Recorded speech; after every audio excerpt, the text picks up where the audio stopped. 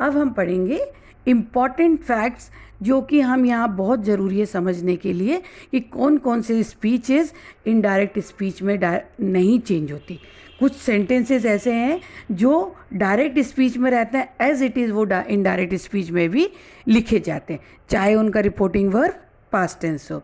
Let's see, there are 3 situation in which even if the reporting verb is in the past tense, reporting verb भले past tense में हो, we do not change the tenses in the reported speech.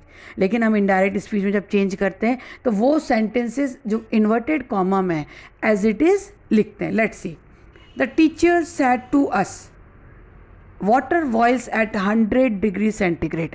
अब ये हमारा universal truth है, सर्वविदित है अपन को कि हमारा जो पानी 100 डिग्री सेंटीग्रेड पे गर्म होता है, बॉयल होता है। ये टीचर ने कहा है तो हम इसको बिल्कुल चेंज नहीं करेंगे। देखिए कैसे लिखेंगे इनडायरेक्ट स्पीच में, द टीचर सेड टू का हम क्या कर देंगे बेटा, told. The teacher told us that water boils at 100 degree centigrade. हमने यहाँ बिल्कुल चेंज नहीं किया, इन्वर्टेड कॉमा की जगह दैट लिख दिया और water boils at 100 degree centigrade as it is लिखा है, क्योंकि ये यूनिवर्सल ट्रूथ है। अब सेकंड कंडीशन आप देखते हैं अपन, the reported speech has 2 clause both in past है। जब 2 क्लॉज होते हैं, क्लॉज क्या होता है क्लॉज क्या होता है बेटा, इसमें सब्जेक्ट होता है, वर्ब होता है और ऑब्जेक्ट होता है। तो ऐसे 2 छोटे छोटे अगर क्लॉज हों और दोनों पास्ट टेंस में हो तो उनमें कोई भी चेंज नहीं होता। Let's see the sentence, Reena said to me. तो यहाँ सैड टू का क्या कर देंगे बेटा, told. Neha was tired, this is the 1 clause in past tense, so she didn't go out to play with friend.